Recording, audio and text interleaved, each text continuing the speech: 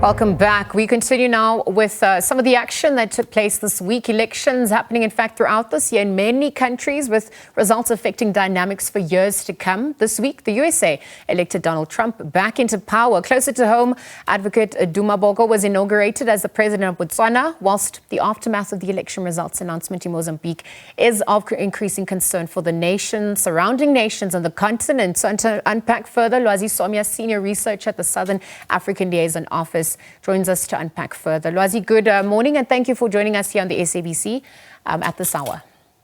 Good morning, and thank you for having me. Let's start things off by just looking at the world over. 64 countries, this represents about 49% of the world's population undergoing elections. And not all of them have been deemed free and fair. Because closer to home, the dynamics in Mozambique have once again caused concerns for SADC and the continent. Perhaps you could speak to what's unfolding from your vantage point. So the dynamics of Mozambique are a culmination of history, the present, and the future.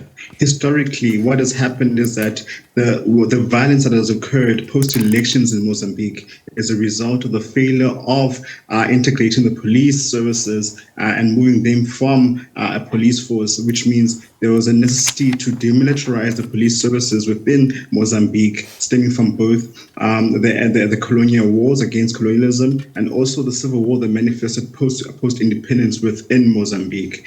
And this has resulted in the police reacting in a highly disproportionate manner against protesting civilians. The second issue is inconclusive electoral outcomes. The first issue is that when elections are held, and issues are raised within those elections, if the issues persist in coming electoral cycles, the population, along with the general political parties, will obviously raise issues with the current electoral process. As it stands within Mozambique, there are issues stemming from the 2019 elections, where President Nyusi was elected, and also issues stemming from the local government elections in 2023.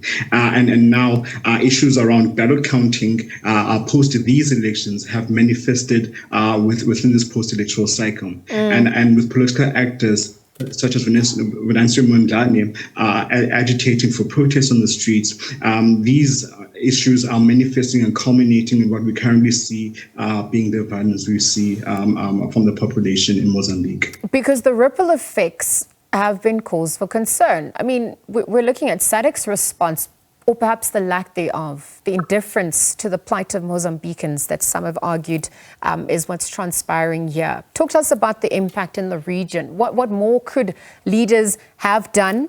I know that there is talks of SADC calling an emergency meeting over Mozambique's post-election chaos.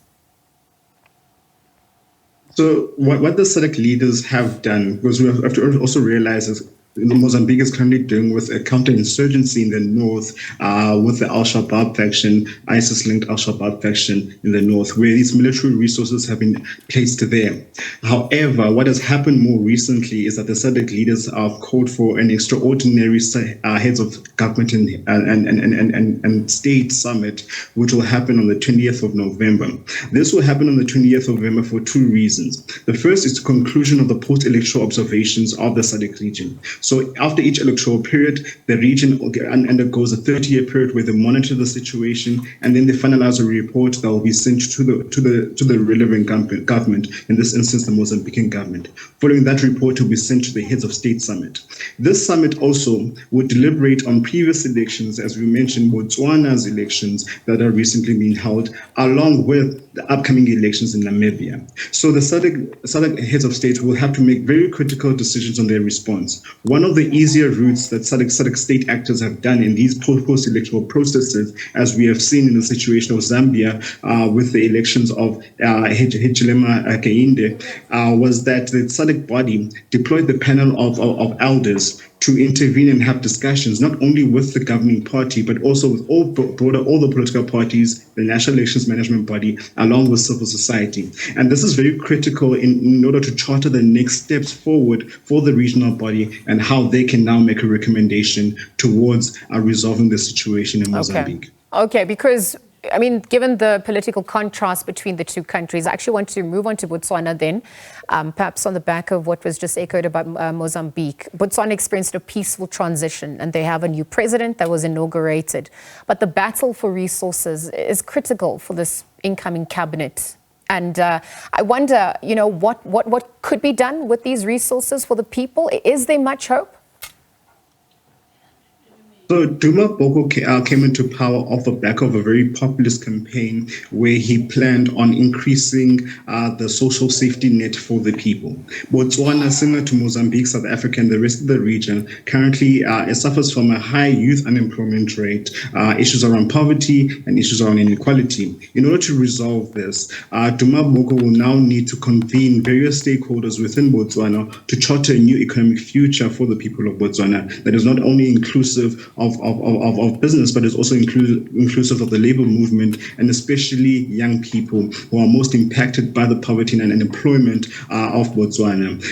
As we've seen in the region, incumbent governments that have failed to deal with poverty, unemployment, and inequality, no matter their political history, have been dealt heavy blows by the electorate. And we're seeing this heavy trend continuing in various countries throughout the entire region. So Duma Boko now comes into a context that not only he is a former opposition leader, he has now set standards that which the people have expectations of him to deliver, and therefore he has a huge job and monumental task ahead of him. Whilst the transition itself might have been peaceful and generally free, what is the true litmus test is whether he can deliver for his people or not. No, absolutely. In the interest of time, from Mozambique, Botswana, let's go to the USA very quickly. President Donald Trump securing that second term.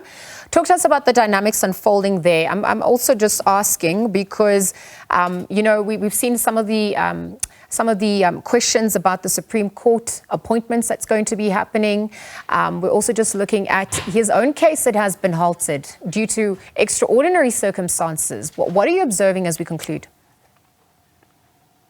So currently, Donald Trump is in a very extraordinary situation. Back in 1973, the U.S. Justice Department created a memo where it pledged to not prosecute sitting presidents of the United States on the basis of various reasons, one of them being a national image, and basically it was reasons around political nature and the security of the state. And a major issue that will be much more debated about in these contexts is whether or not the Justice Department is coming after a sitting head of states due to political persecution. To avoid that narrative, the Justice Department is now withdrawing the case momentarily to review this decision at hand. Obviously, Donald Trump will not be prosecuted during his tenure as president. However, the situation within the American legal system itself is at a vulnerable set, as there are currently justices that are seeking to retire during the next 4 years, in which the Donald Trump will aim to stack up with Republican and conservative judges, which will lean the court